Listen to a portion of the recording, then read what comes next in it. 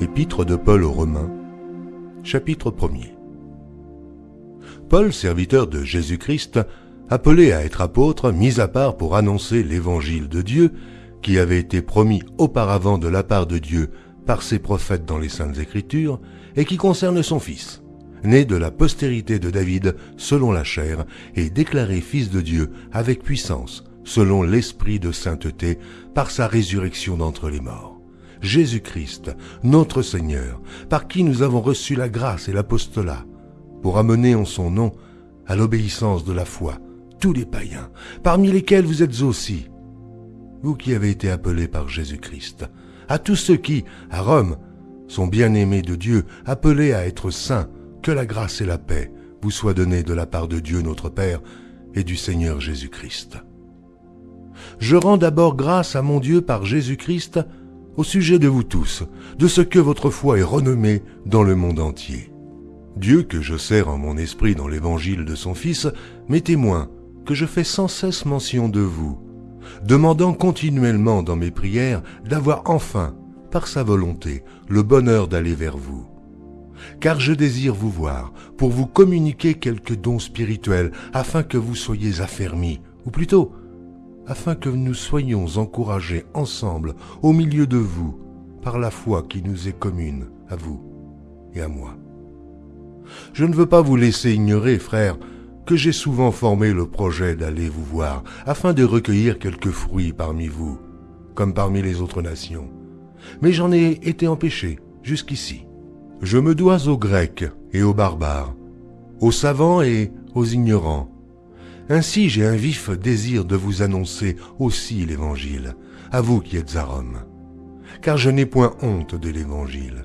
C'est une puissance de Dieu pour le salut de quiconque croit, du juif premièrement, puis du grec, parce qu'en lui est révélée la justice de Dieu par la foi et pour la foi, selon qu'il est écrit, « Le juste vivra par la foi ». La colère de Dieu se révèle du ciel contre toute impiété et toute injustice des hommes qui retiennent injustement la vérité captive. Car ce qu'on peut connaître de Dieu est manifeste pour eux, Dieu le leur ayant fait connaître. En effet, les perfections invisibles de Dieu, sa puissance éternelle et sa divinité, se voient comme à l'œil, depuis la création du monde, quand on les considère dans ses ouvrages. Ils sont donc inexcusables, puisqu'ayant connu Dieu, ils ne l'ont point glorifié comme Dieu, et ne lui ont point rendu grâce. Mais ils se sont égarés dans leurs pensées, et leur cœur sans intelligence a été plongé dans les ténèbres.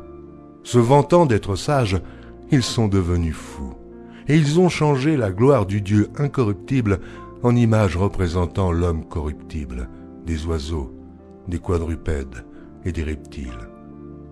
C'est pourquoi Dieu les a livrés à l'impureté selon les convoitises de leur cœur, en sorte qu'ils déshonorent eux-mêmes leur propre corps. Eux, qui ont changé la vérité de Dieu en mensonge et qui ont adoré et servi la créature au lieu du Créateur, qui est béni éternellement. Amen.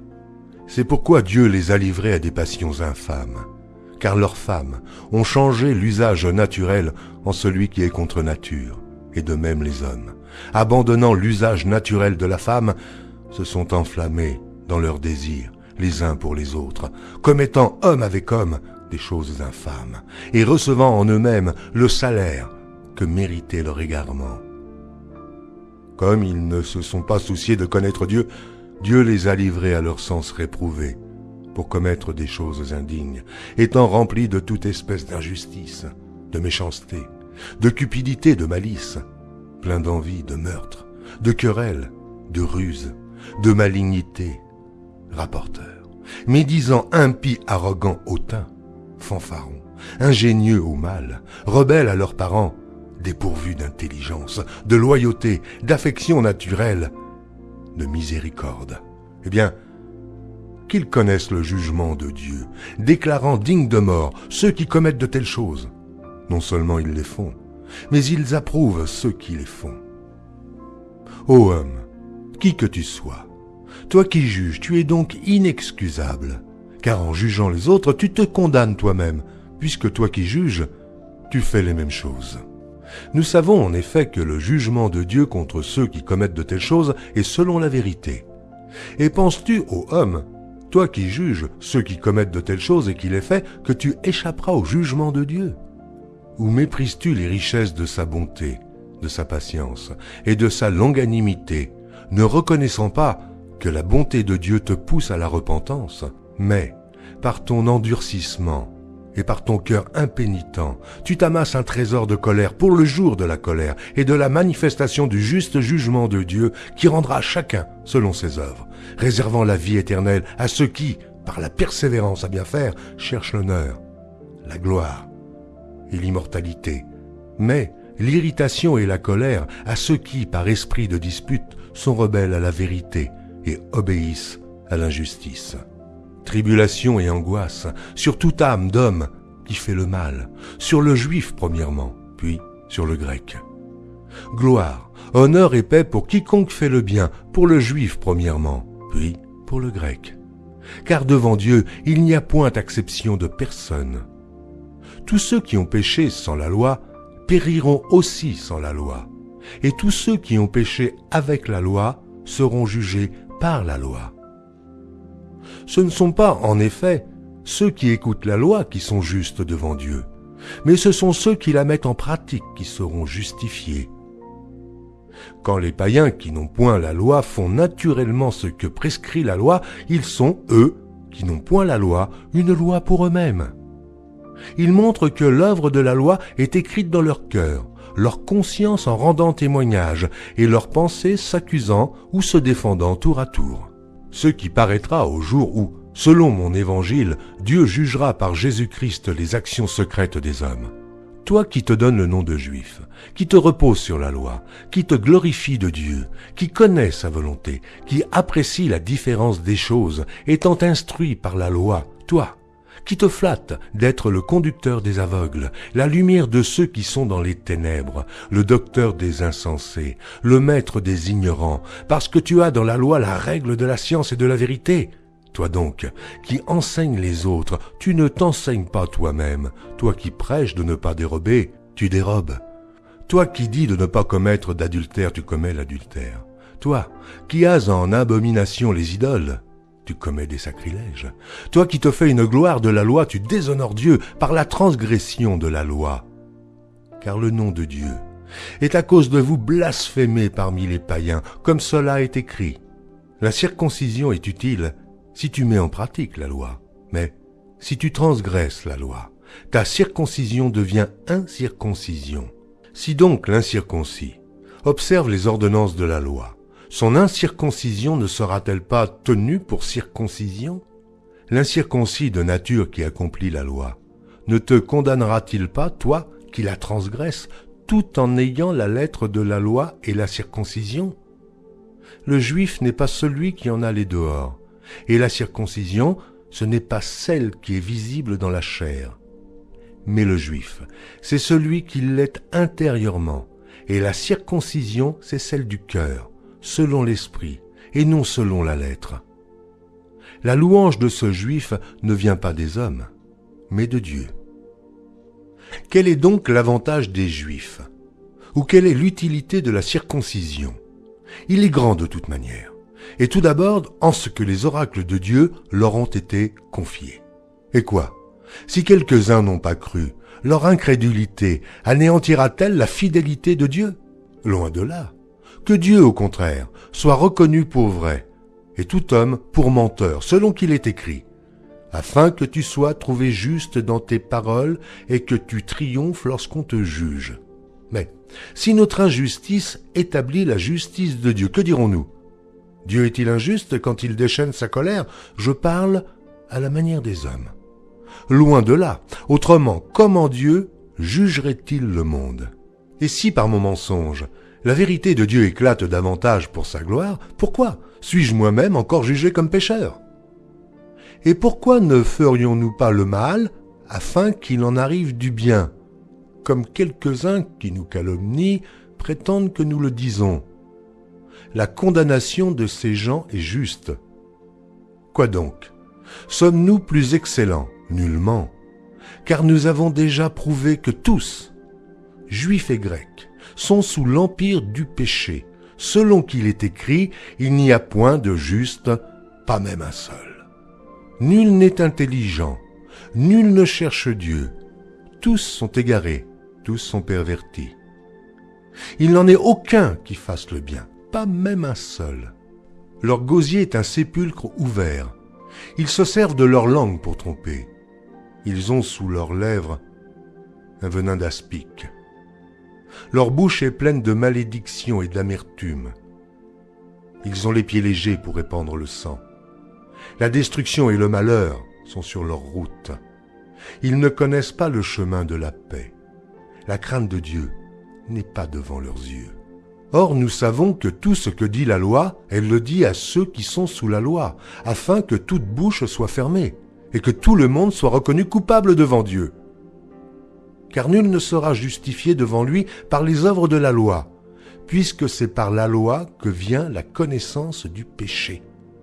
Mais maintenant, sans la loi est manifestée la justice de Dieu, à laquelle rendent témoignage la loi et les prophètes. Justice de Dieu par la foi en Jésus-Christ, pour tous ceux qui croient. Il n'y a point de distinction, car tous sont péchés et sont privés de la gloire de Dieu. Et ils sont gratuitement justifiés par sa grâce, par le moyen de la rédemption qui est en Jésus-Christ. C'est lui que Dieu a destiné, par son sang, à être pour ceux qui croiraient victimes propitiatoires, afin de montrer sa justice. Parce qu'il avait laissé impunis les péchés commis auparavant, c'est lui que Dieu a destiné par son sang à être pour ceux qui croiraient victimes propitiatoires, afin de montrer sa justice. Parce qu'il avait laissé impunis les péchés commis auparavant, au temps de sa patience, afin, dis-je, de montrer sa justice dans le temps présent, de manière à être juste, tout en justifiant celui qui a la foi en Jésus. Où donc est le sujet de se glorifier? Il est exclu. Par quelle loi? Par la loi des œuvres? Non, mais par la loi de la foi. Car nous pensons que l'homme est justifié par la foi, sans les œuvres de la loi. Ou bien Dieu est-il seulement le Dieu des Juifs? Ne l'est-il pas aussi des païens? Oui, il l'est aussi des païens. Puisqu'il y a un seul Dieu, qui justifiera par la foi les circoncis et par la foi les incirconcis? Anéantissons-nous donc la loi par la foi? Loin de là. Au contraire, nous confirmons la loi. Que dirons-nous donc? Qu'Abraham, notre père, a obtenu selon la chair. Si Abraham a été justifié par les œuvres, il a sujet de se glorifier, mais non devant Dieu.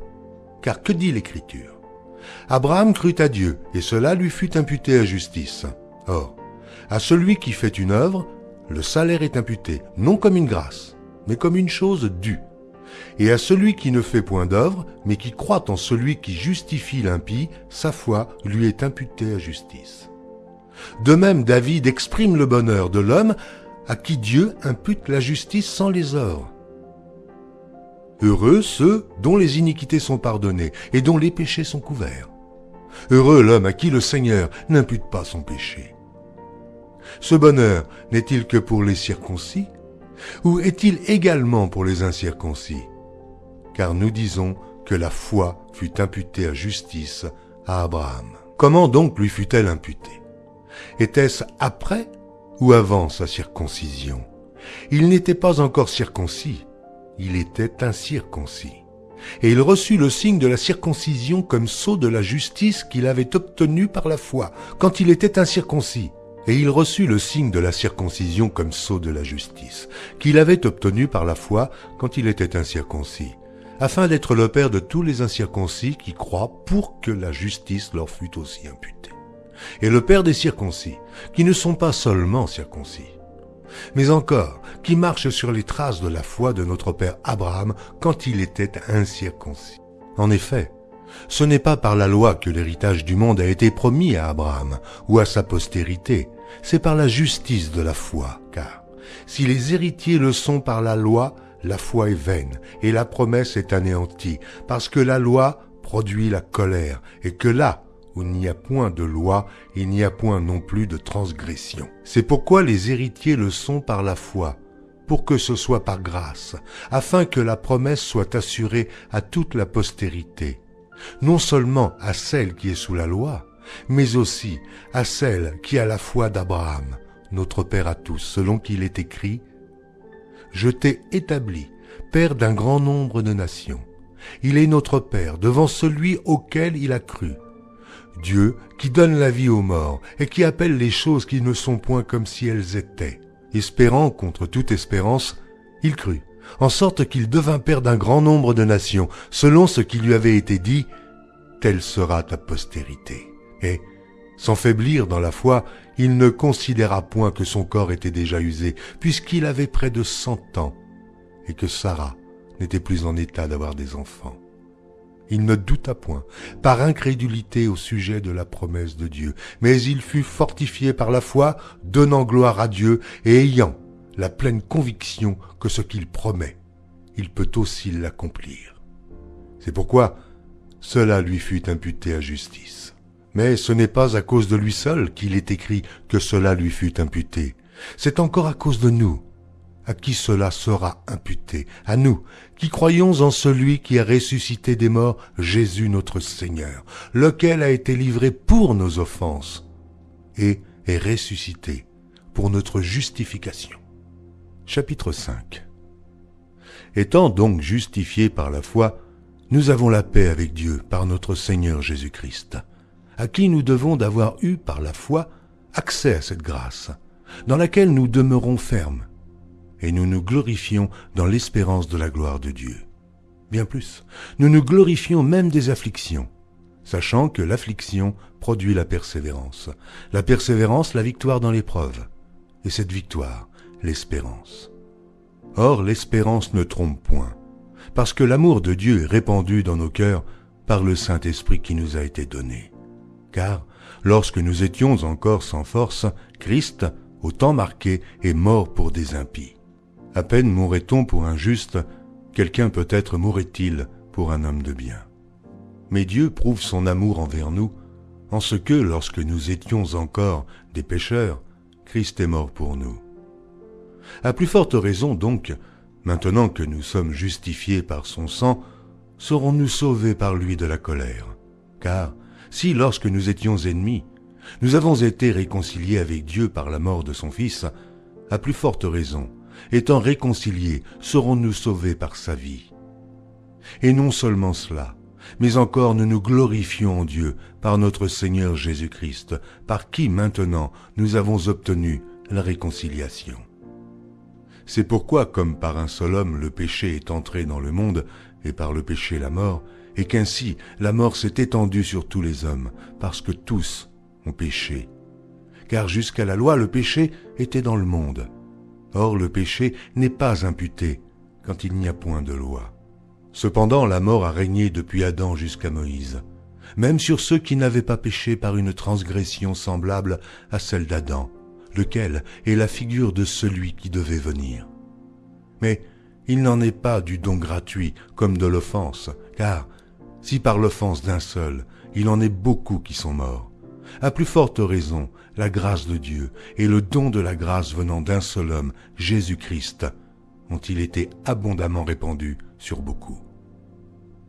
Il n'en est pas du don comme de ce qui est arrivé par un seul qui a péché, car c'est après une seule offense que le jugement est devenu condamnation, tandis que le don gratuit devient justification après plusieurs offenses. Si par l'offense d'un seul, la mort a régné par lui, à plus forte raison, ceux qui reçoivent l'abondance de la grâce et du don de la justice régneront-ils dans la vie par Jésus-Christ, lui seul. Ainsi donc, comme par une seule offense la condamnation a atteint tous les hommes, de même, par un seul acte de justice, la justification qui donne la vie s'étend à tous les hommes. Car, comme par la désobéissance d'un seul homme beaucoup ont été rendus pécheurs, de même, par l'obéissance d'un seul, beaucoup seront rendus justes. Or, la loi est intervenue pour que l'offense abondât, mais là où le péché a abondé, la grâce a surabondé, afin que, comme le péché a régné par la mort, ainsi la grâce régna par la justice, pour la vie éternelle, par Jésus-Christ notre Seigneur. Que dirons-nous donc? Demeurerions-nous dans le péché afin que la grâce abonde? Loin de là. Nous qui sommes morts au péché, comment vivrons-nous encore dans le péché? Ignorez-vous que nous tous, qui avons été baptisés en Jésus-Christ, c'est en sa mort que nous avons été baptisés. Nous avons donc été ensevelis avec lui par le baptême en sa mort, afin que, comme Christ est ressuscité des morts par la gloire du Père, de même, nous aussi, nous marchions en nouveauté de vie.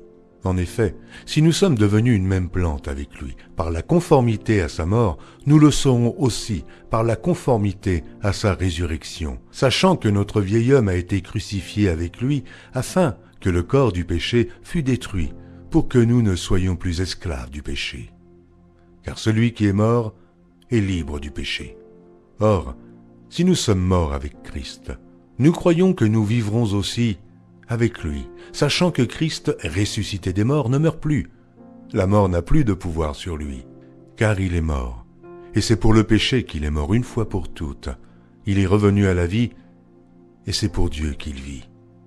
Aussi vous-même, regardez-vous comme morts au péché, et comme vivants pour Dieu en Jésus-Christ. Que le péché ne règne donc point dans votre corps mortel, et n'obéissez pas à ses convoitises. Ne livrez pas vos membres au péché comme des instruments d'iniquité, mais donnez-vous vous-même à Dieu, comme étant vivants de mort que vous étiez, et offrez à Dieu vos membres comme des instruments de justice. Car le péché n'aura point de pouvoir sur vous, puisque vous êtes non sous la loi, mais sous la grâce. Quoi donc? Pécherions-nous parce que nous sommes non sous la loi, mais sous la grâce? Loin de là. Ne savez-vous pas qu'en vous livrant à quelqu'un comme esclave pour lui obéir, vous êtes esclave de celui à qui vous obéissez, soit du péché qui conduit à la mort, soit de l'obéissance qui conduit à la justice. Mais grâce soit rendue à Dieu, de ce que, après avoir été esclave du péché, vous avez obéi de cœur à la règle de doctrine dans laquelle vous avez été instruits. Ayant été affranchis du péché, vous êtes devenus esclaves de la justice. Je parle à la manière des hommes, à cause de la faiblesse de votre chair. De même donc que vous avez livré vos membres comme esclaves à l'impureté et à l'iniquité pour arriver à l'iniquité, ainsi maintenant livrez vos membres comme esclaves à la justice pour arriver à la sainteté. Car lorsque vous étiez esclaves du péché, vous étiez libres à l'égard de la justice. Quels fruits portiez-vous alors? Des fruits dont vous rougissez aujourd'hui, car la fin de ces choses, c'est la mort. Mais maintenant, étant affranchis du péché et devenus esclaves de Dieu, vous avez pour fruit la sainteté et pour fin la vie éternelle. Car le salaire du péché, c'est la mort, mais le don gratuit de Dieu, c'est la vie éternelle en Jésus-Christ, notre Seigneur. Ignorez-vous, frères, car je parle à des gens qui connaissent la loi, que la loi exerce son pouvoir sur l'homme aussi longtemps qu'il vit. Ainsi, une femme mariée est liée par la loi à son mari tant qu'il est vivant. Mais si le mari meurt, elle est dégagée de la loi qui la liait à son mari. Si donc, du vivant de son mari, elle devient la femme d'un autre homme, elle sera appelée adultère. Mais si le mari meurt, elle est affranchie de la loi, de sorte qu'elle n'est point adultère en devenant la femme d'un autre. De même, mes frères, vous aussi, vous avez été par le corps de Christ mis à mort en ce qui concerne la loi, pour que vous apparteniez à un autre, à celui qui est ressuscité des morts, afin que nous portions des fruits pour Dieu. Car, lorsque nous étions dans la chair, les passions des péchés provoqués par la loi agissaient dans nos membres, de sorte que nous portions des fruits pour la mort. Mais maintenant, nous avons été dégagés de la loi, étant morts à cette loi sous laquelle nous étions retenus, de sorte que nous servons dans un esprit nouveau et non selon la lettre qui a vieilli. Que dirons-nous donc? La loi est-elle péché? Loin de là. Mais je n'ai connu le péché que par la loi. Car je n'aurais pas connu la convoitise si la loi n'eût dit « Tu ne convoiteras point ». Et le péché saisissant l'occasion produisit en moi, par le commandement, toutes sortes de convoitises. Car sans loi, le péché est mort. Pour moi, étant autrefois sans loi, je vivais. Mais quand le commandement vint, le péché reprit vie, et moi je mourus. Ainsi, le commandement qui conduit à la vie se trouva pour moi conduire à la mort. Car le péché, saisissant l'occasion, me séduisit par le commandement et par lui me fit mourir. La loi donc est sainte, et le commandement est saint, juste et bon.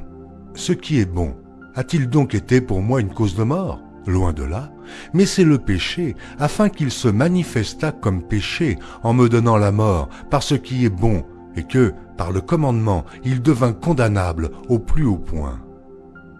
Nous savons en effet que la loi est spirituelle, mais moi, je suis charnel, vendu au péché. Car je ne sais pas ce que je fais. Je ne fais point ce que je veux, et je fais ce que je hais. Or, si je fais ce que je ne veux pas, je reconnais par là que la loi est bonne. Et maintenant, ce n'est plus moi qui le fais, mais c'est le péché qui habite en moi. Ce qui est bon, je le sais, n'habite pas en moi. C'est-à-dire dans ma chair, j'ai la volonté, mais non le pouvoir de faire le bien. Car je ne fais pas le bien que je veux, et je fais le mal que je ne veux pas. Et si je fais ce que je ne veux pas, ce n'est plus moi qui le fais, c'est le péché qui habite en moi. Je trouve donc en moi cette loi. Quand je veux faire le bien, le mal est attaché à moi, car je prends plaisir à la loi de Dieu selon l'homme intérieur. Mais je vois dans mes membres une autre loi qui lutte contre la loi de mon entendement et qui me rend captif de la loi du péché qui est dans mes membres. Misérable que je suis, qui me délivrera du corps de cette mort? Grâce soit rendue à Dieu par Jésus-Christ notre Seigneur. Ainsi donc, moi-même, je suis par l'entendement esclave de la loi de Dieu, et je suis par la chair esclave de la loi du péché. Il y a donc maintenant aucune condamnation pour ceux qui sont en Jésus-Christ. En effet, la loi de l'esprit de vie en Jésus-Christ m'a affranchi de la loi du péché et de la mort. Car chose impossible à la loi, parce que la chair la rendait sans force, Dieu a condamné le péché dans la chair en envoyant, à cause du péché, son propre Fils dans une chair semblable à celle du péché. Et cela afin que la justice de la loi fût accomplie en nous qui marchons non selon la chair, mais selon l'esprit. Ceux en effet qui vivent selon la chair s'affectionnent aux choses de la chair, tandis que ceux qui vivent selon l'esprit s'affectionnent aux choses de l'esprit. Et l'affection de la chair, c'est la mort, tandis que l'affection de l'esprit, c'est la vie et la paix. Car l'affection de la chair est inimitié contre Dieu, parce qu'elle ne se soumet pas à la loi de Dieu, et qu'elle ne le peut même pas. Or, ceux qui vivent selon la chair ne sauraient plaire à Dieu. Pour vous qui ne vivez pas selon la chair, mais selon l'esprit, si du moins l'esprit de Dieu habite en vous. Si quelqu'un n'a pas l'esprit de Christ, il ne lui appartient pas. Et si Christ est en vous, le corps, il est vrai, est mort à cause du péché, mais l'esprit est vie à cause de la justice. Et si l'esprit de celui qui a ressuscité Jésus d'entre les morts habite en vous, celui qui a ressuscité Christ d'entre les morts rendra aussi la vie à vos corps mortels par son esprit qui habite en vous. Ainsi donc, frères, nous ne sommes point redevables à la chair pour vivre selon la chair. Si vous vivez selon la chair, vous mourrez. Mais si par l'esprit vous faites mourir les actions du corps, vous vivrez, car tous ceux qui sont conduits par l'Esprit de Dieu sont fils de Dieu. Et vous n'avez point reçu un esprit de servitude pour être encore dans la crainte, mais vous avez reçu un esprit d'adoption par lequel nous crions « Abba, Père ». L'Esprit lui-même rend témoignage à notre esprit que nous sommes enfants de Dieu. Or, si nous sommes enfants, nous sommes aussi héritiers, héritiers de Dieu et co-héritiers de Christ, si toutefois nous souffrons avec lui, afin d'être glorifiés avec lui. J'estime que les souffrances du temps présent ne sauraient être comparées à la gloire à venir, qui sera révélée pour nous. Aussi la création attend-elle avec un ardent désir la révélation des fils de Dieu.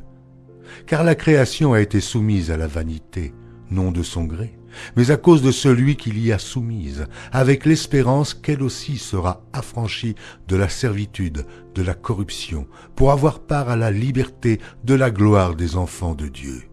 Or, nous savons que jusqu'à ce jour, la création tout entière soupire et souffre les douleurs de l'enfantement. Et ce n'est pas elle seulement, mais nous aussi, qui avons les prémices de l'Esprit, nous aussi, nous soupirons en nous-mêmes en attendant l'adoption, la rédemption de notre corps. Car c'est en espérance que nous sommes sauvés. Or, l'espérance qu'on voit n'est plus espérance. Ce qu'on voit, peut-on l'espérer encore? Mais si nous espérons ce que nous ne voyons pas, nous l'attendons avec persévérance. De même aussi l'Esprit nous aide dans notre faiblesse, car nous ne savons pas ce qu'il nous convient de demander dans nos prières. Mais l'Esprit lui-même intercède par des soupirs inexprimables. Et celui qui sonde les cœurs connaît quelle est la pensée de l'Esprit, parce que c'est selon Dieu qu'il intercède en faveur des saints. Nous savons du reste que toute chose concourt au bien de ceux qui aiment Dieu, de ceux qui sont appelés selon son dessein. Car ceux qu'il a connus d'avance, il les a aussi prédestinés à être semblables à l'image de son Fils, afin que son Fils fût le premier-né entre plusieurs frères. Et ceux qu'il a prédestinés, il les a aussi appelés, et ceux qu'il a appelés, il les a aussi justifiés, et ceux qu'il a justifiés, il les a aussi glorifiés. Que dirons-nous donc à l'égard de ces choses? Si Dieu est pour nous, qui sera contre nous?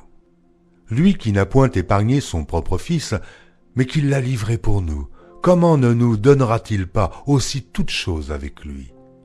Qui accusera les élus de Dieu? C'est Dieu qui justifie. Qui les condamnera?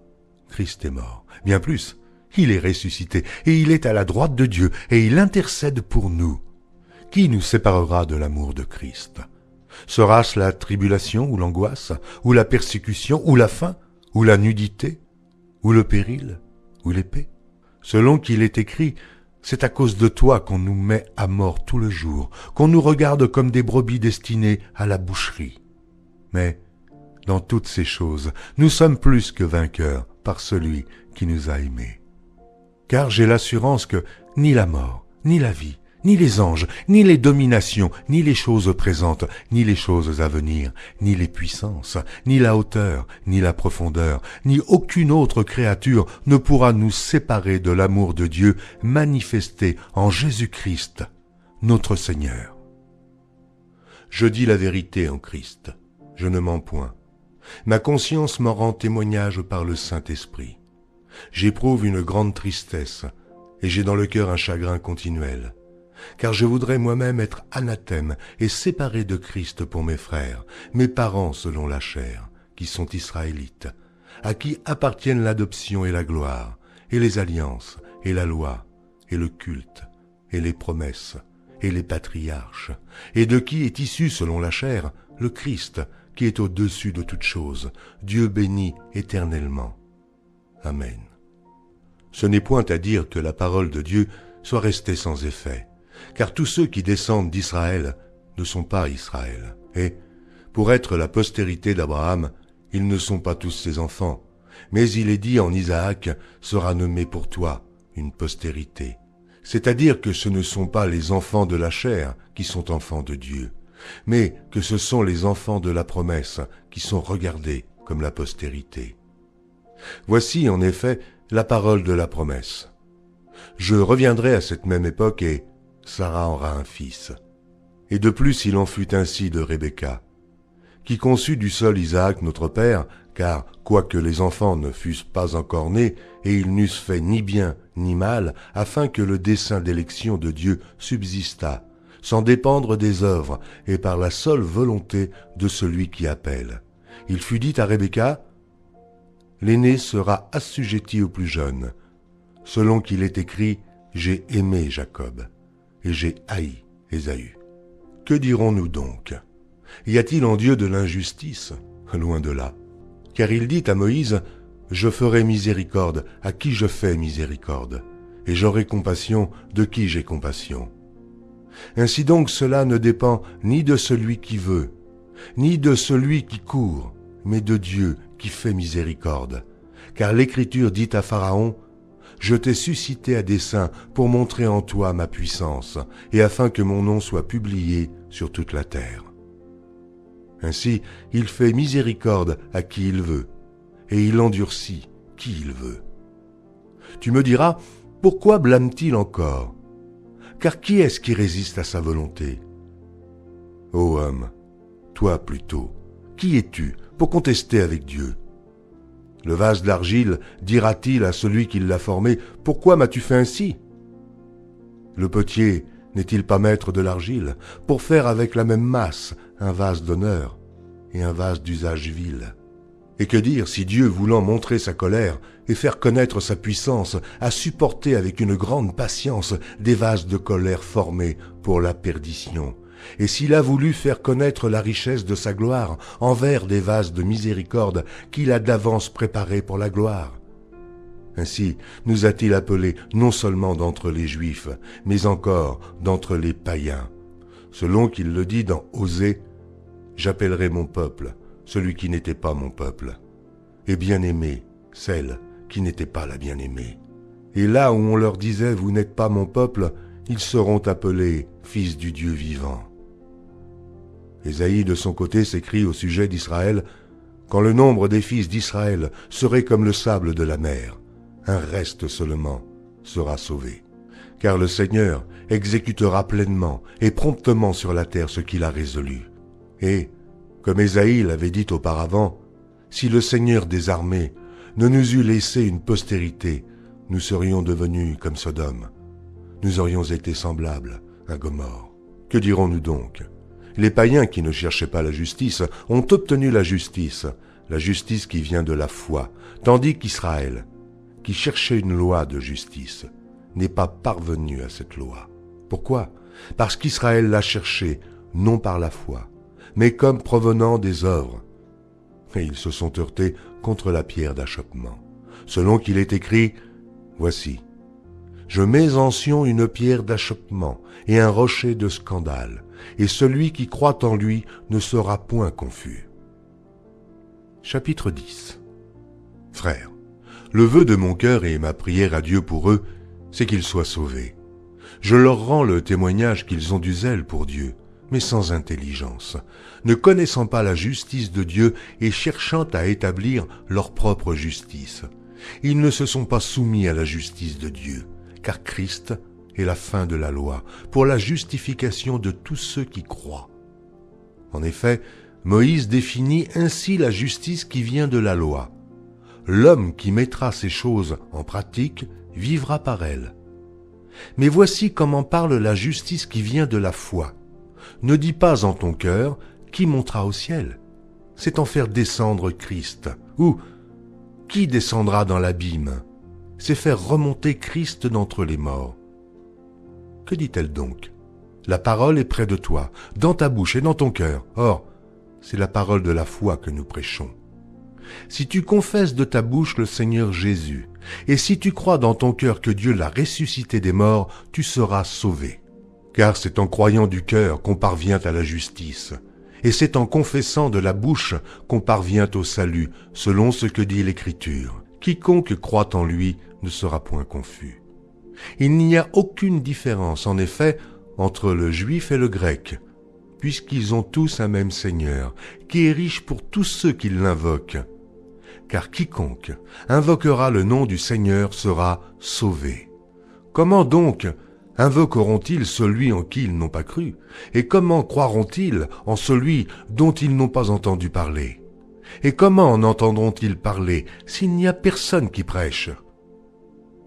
Et comment y aura-t-il des prédicateurs s'ils ne sont pas envoyés, selon qu'il est écrit, qu'ils sont beaux les pieds de ceux qui annoncent la paix, de ceux qui annoncent de bonnes nouvelles. Mais tous n'ont pas obéi à la bonne nouvelle. Ainsi, Ésaïe dit-il, « Seigneur, qui a cru à notre prédication ?» Ainsi, la foi vient de ce qu'on entend, et ce qu'on entend vient de la parole de Christ. Mais que dis-je? N'ont-ils pas entendu? Au contraire, leur voix est allée par toute la terre, et leur parole jusqu'aux extrémités du monde. Mais je dis, Israël ne l'a-t-il pas su? Moïse le premier dit, « J'exciterai votre jalousie, parce qu'il n'est point une nation. Je provoquerai votre colère par une nation sans intelligence. » Et Isaïe pousse la hardiesse jusqu'à dire, « J'ai été trouvé par ceux qui ne me cherchaient pas. Je me suis manifesté à ceux qui ne me demandaient pas. » Mais au sujet d'Israël, il dit, « j'ai tendu mes mains tout le jour vers un peuple rebelle et contredisant. Je dis donc, Dieu a-t-il rejeté son peuple? Loin de là. Car moi aussi je suis israélite, de la postérité d'Abraham, de la tribu de Benjamin. Dieu n'a point rejeté son peuple qu'il a connu d'avance. Ne savez-vous pas ce que l'Écriture rapporte d'Élie? Comment il adresse à Dieu cette plainte contre Israël? Seigneur, ils ont tué tes prophètes, ils ont renversé tes autels. Je suis resté moi seul, et ils cherchent à m'ôter la vie. Mais quelle réponse Dieu lui fait-il? Je me suis réservé 7000 hommes qui n'ont point fléchi le genou devant Baal. De même, aussi dans le temps présent, il y a un reste selon l'élection de la grâce. Or, si c'est par grâce, ce n'est plus par les œuvres, autrement la grâce n'est plus une grâce. Et si c'est par les œuvres, ce n'est plus une grâce, autrement l'œuvre n'est plus une œuvre. Quoi donc? Ce qu'Israël cherche, il ne l'a pas obtenu, mais l'élection l'a obtenu, tandis que les autres ont été endurcis. Selon qu'il est écrit, Dieu leur a donné un esprit d'assoupissement, des yeux pour ne point voir, et des oreilles pour ne point entendre, jusqu'à ce jour. Et David dit, que leur table soit pour eux un piège, un filet, une occasion de chute et une rétribution. Que leurs yeux soient obscurcis pour ne point voir, et tiens leur dos continuellement courbé. Je dis donc, est-ce pour tomber qu'ils ont bronché? Loin de là. Mais, par leur chute, le salut est devenu accessible aux païens, afin qu'ils fussent excités à la jalousie. Or, si leur chute a été la richesse du monde, et leur amoindrissement la richesse des païens, combien plus en sera-t-il ainsi quand ils se convertiront tous? Je vous le dis à vous, païens. En tant que je suis apôtre des païens, je glorifie mon ministère, afin, s'il est possible, d'exciter la jalousie de ceux de ma race et d'en sauver quelques-uns. Car si leur rejet a été la réconciliation du monde, que sera leur réintégration, sinon une vie d'entre les morts? Or, si les prémices sont saintes, la masse l'est aussi. Et si la racine est sainte, les branches le sont aussi. Mais si quelques-unes des branches ont été retranchées, et si toi, qui étais un olivier sauvage, tu as été hanté à leur place et rendu participant de la racine et de la graisse de l'olivier, ne te glorifie pas aux dépens de ces branches. Si tu te glorifies, sache que ce n'est pas toi qui portes la racine, mais que c'est la racine qui te porte. Tu diras donc, les branches ont été retranchées afin que moi je fusse hanté. Cela est vrai. Elles ont été retranchées pour cause d'incrédulité, et toi, tu subsistes par la foi. Ne t'abandonne pas à l'orgueil, mais crains. Car si Dieu n'a pas épargné les branches naturelles, il ne t'épargnera pas non plus. Considère donc la bonté et la sévérité de Dieu. Sévérité envers ceux qui sont tombés, et bonté de Dieu envers toi, si tu demeures ferme dans cette bonté. Autrement, tu seras aussi retranché. Eux de même, s'ils ne persistent pas dans l'incrédulité, ils seront hantés, car Dieu est puissant pour les hanter de nouveau. Si toi, tu as été coupé de l'olivier naturellement sauvage et hanté contrairement à ta nature sur l'olivier franc, à plus forte raison, eux seront-ils hantés selon leur nature sur leur propre olivier. Car je ne veux pas, frères, que vous ignoriez ce mystère, afin que vous ne vous regardiez point comme sages. C'est qu'une partie d'Israël est tombée dans l'endurcissement jusqu'à ce que la totalité des païens soit entrée. Et ainsi tout Israël sera sauvé selon qu'il est écrit. Le libérateur viendra de Sion, et il détournera de Jacob les impiétés.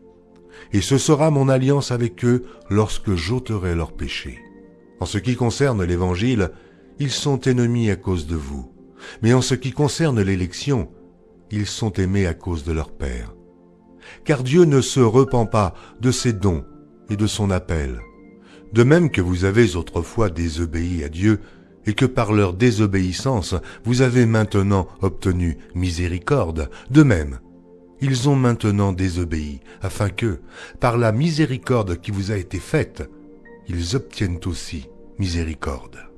Car Dieu a renfermé tous les hommes dans la désobéissance pour faire miséricorde à tous.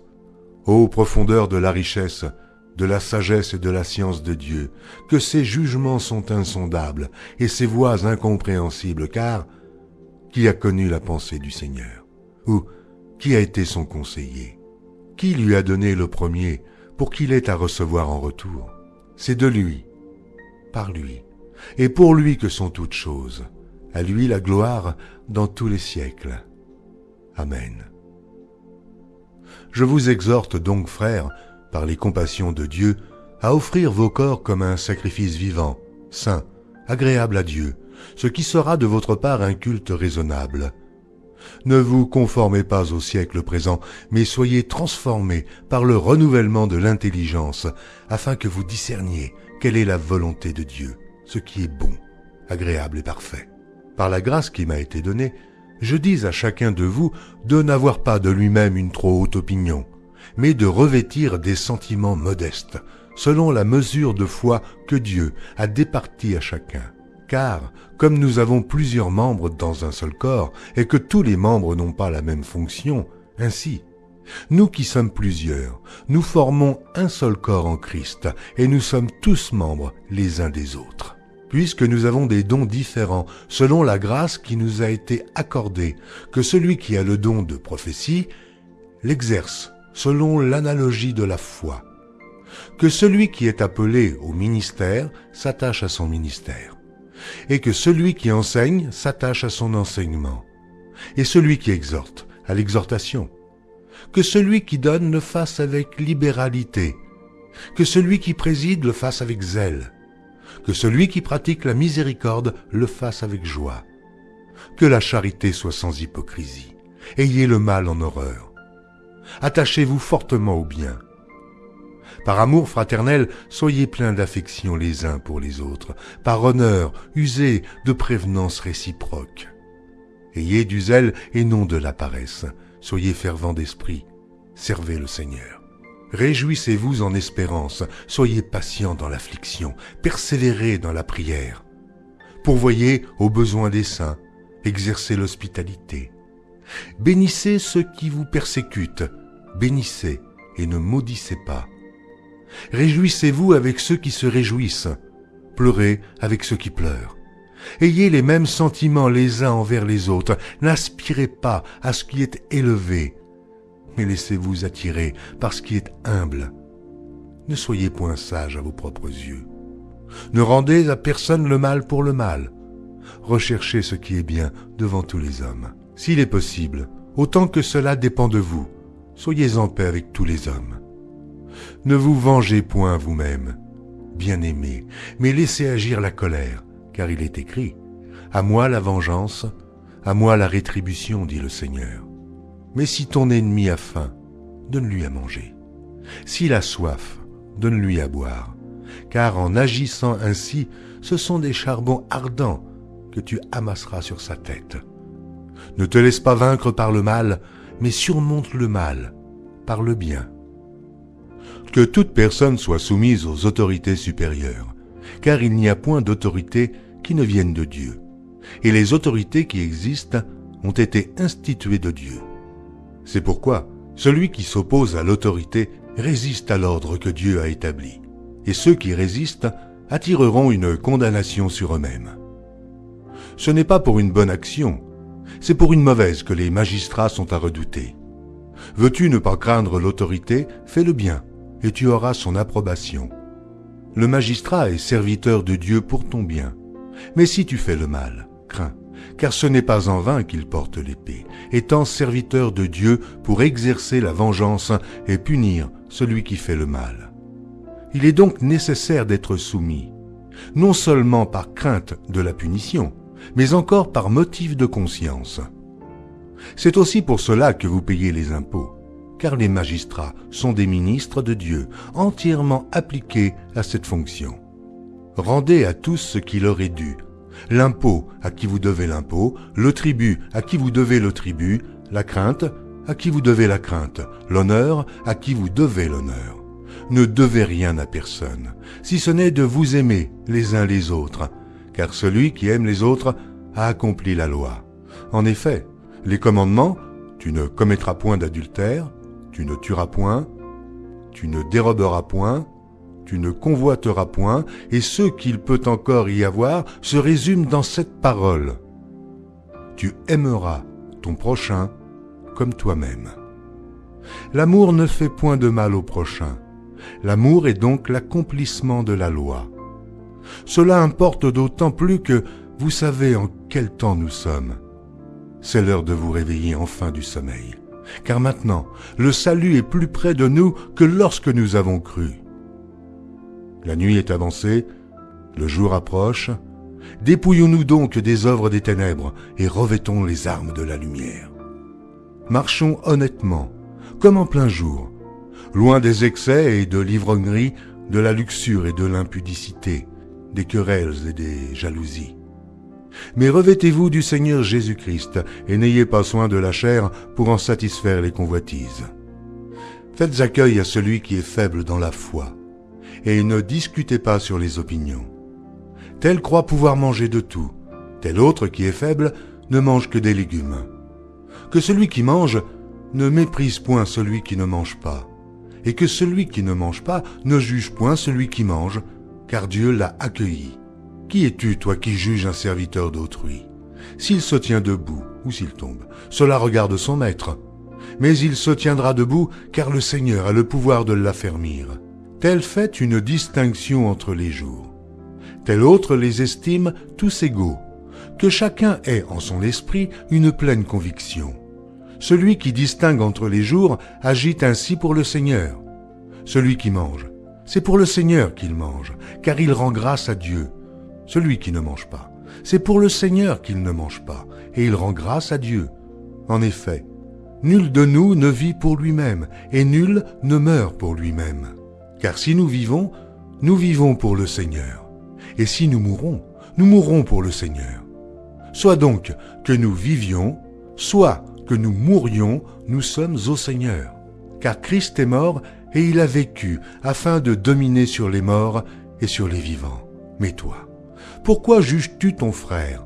Ou toi, pourquoi méprises-tu ton frère, puisque nous comparaîtrons tous devant le tribunal de Dieu? Car il est écrit, « Je suis vivant, dit le Seigneur. Tout genou fléchira devant moi, et toute langue donnera gloire à Dieu. » Ainsi, chacun de nous rendra compte à Dieu pour lui-même. Ne nous jugeons donc plus les uns les autres, mais pensez plutôt à ne rien faire qui soit pour votre frère une pierre d'achoppement ou une occasion de chute. Je sais et je suis persuadé par le Seigneur Jésus que rien n'est impur en soi, et qu'une chose n'est impure que pour celui qui la croit impure. Mais si pour un aliment ton frère est attristé, tu ne marches plus selon l'amour. Ne cause pas par ton aliment la perte de celui pour lequel Christ est mort. Que votre privilège ne soit pas un sujet de calomnie. Car le royaume de Dieu, ce n'est pas le manger et le boire, mais la justice et la paix et la joie par le Saint-Esprit. Celui qui sert Christ de cette manière est agréable à Dieu et approuvé des hommes. Ainsi donc, recherchons ce qui contribue à la paix et à l'édification mutuelle. Pour un aliment, ne détruis pas l'œuvre de Dieu. À la vérité, toutes choses sont pures, mais il est mal à l'homme, quand il mange, de devenir une pierre d'achoppement. Il est bien de ne pas manger de viande, de ne pas boire de vin, et de s'abstenir de ce qui peut être pour ton frère une occasion de chute, de scandale ou de faiblesse. Cette foi que tu as, garde-la pour toi devant Dieu. Heureux celui qui ne se condamne pas lui-même dans ce qu'il approuve. Mais celui qui a des doutes au sujet de ce qu'il mange est condamné parce qu'il n'agit pas par conviction. Tout ce qui n'est pas le produit d'une conviction est péché. Nous qui sommes forts, nous devons supporter les faiblesses de ceux qui ne le sont pas, et ne pas nous complaire en nous-mêmes. Que chacun de nous complaise au prochain pour ce qui est bien en vue de l'édification. Car Christ ne s'est point complu en lui-même, mais, selon qu'il est écrit, les outrages de ceux qui t'insultent sont tombés sur moi. Or, tout ce qui a été écrit d'avance l'a été pour notre instruction, afin que, par la patience et par la consolation que donnent les Écritures, nous possédions l'espérance. Que le Dieu de la persévérance et de la consolation vous donne d'avoir les mêmes sentiments, les uns envers les autres, selon Jésus-Christ, afin que tous ensemble, d'une seule bouche, vous glorifiez le Dieu et Père de notre Seigneur Jésus-Christ. Accueillez-vous donc les uns les autres, comme Christ vous a accueillis, pour la gloire de Dieu.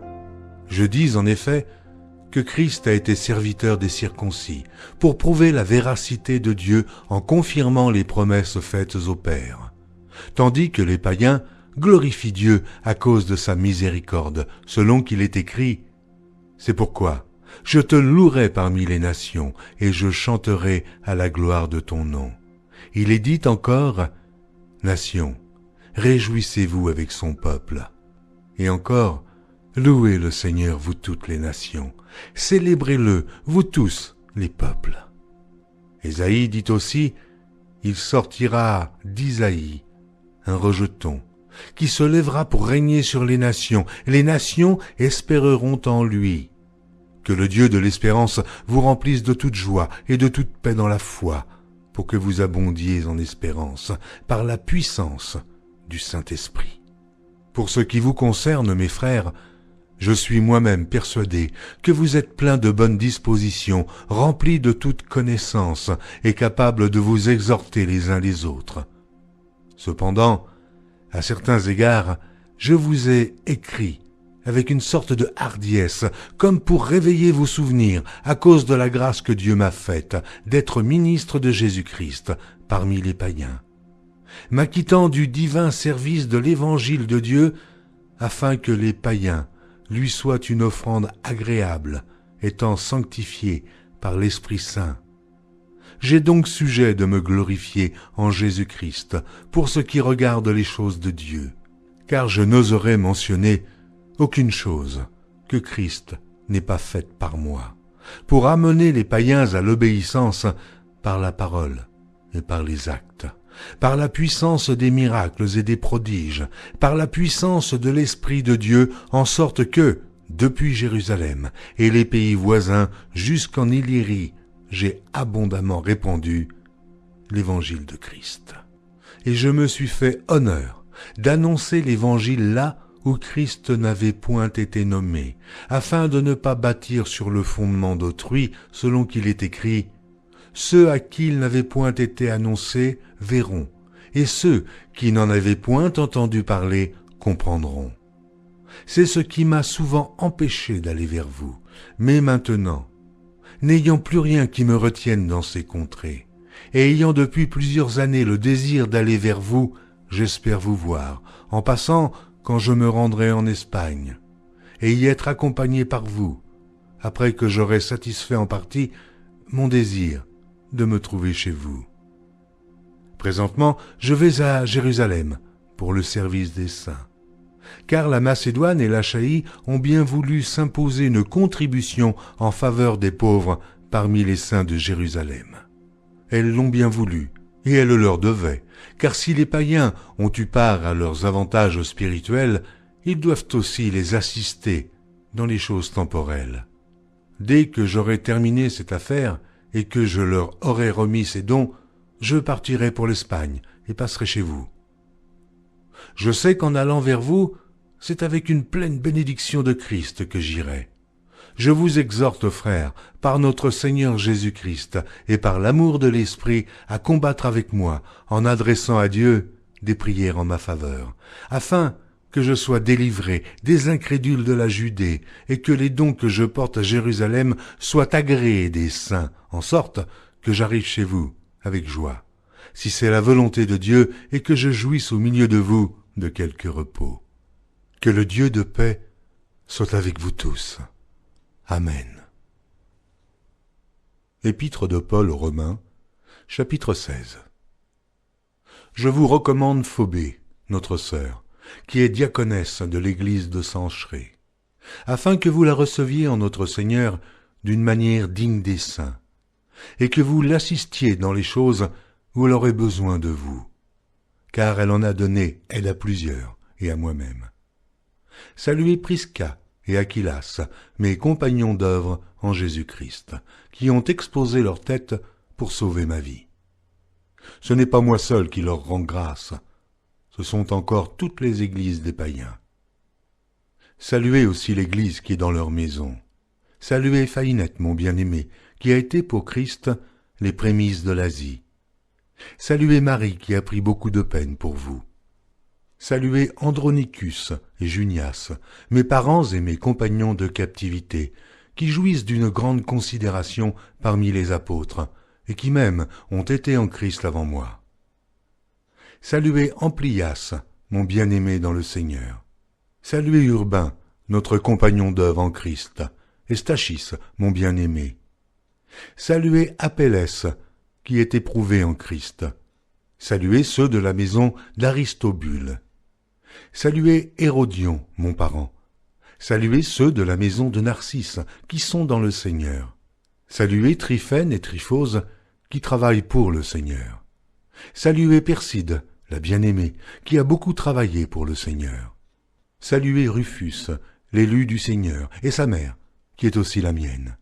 Saluez à Syncrite, Phlégon, Hermès, Patrobas, Hermas, et les frères qui sont avec eux. Saluez Philologue, et Julie, Nérée et sa sœur, et Olympe, et tous les saints qui sont avec eux. Saluez-vous les uns les autres d'un saint baiser. Toutes les églises de Christ vous saluent. Je vous exhorte, frères, à prendre garde à ceux qui causent des divisions et des scandales, au préjudice de l'enseignement que vous avez reçu. Éloignez-vous d'eux, car de tels hommes ne servent point Christ notre Seigneur, mais leur propre ventre, et, par des paroles douces et flatteuses, ils séduisent les cœurs des simples. Pour vous, votre obéissance est connue de tous, et je me réjouis donc à votre sujet, et je désire que vous soyez sages en ce qui concerne le bien, et purs en ce qui concerne le mal. Le Dieu de paix écrasera bientôt Satan sous vos pieds. Que la grâce de notre Seigneur Jésus-Christ soit avec vous. Timothée, mon compagnon d'œuvre, vous salue, ainsi que Lucius, Jason et Sosipater, mes parents. Je vous salue dans le Seigneur, moi, Tertius, qui ai écrit cette lettre. Gaius, mon hôte, et celui de toute l'Église vous salue. Éraste, le trésorier de la ville, vous salue, ainsi que le frère Quartus. Que la grâce de notre Seigneur Jésus-Christ soit avec vous tous. Amen. À celui qui peut vous affermir selon mon évangile et la prédication de Jésus-Christ, conformément à la révélation du mystère caché pendant des siècles, mais manifesté maintenant par les écrits des prophètes, d'après l'ordre du Dieu éternel, et porté à la connaissance de toutes les nations, afin qu'elles obéissent à la foi. À Dieu, seul sage, soit la gloire, au siècle des siècles, par Jésus-Christ. Amen.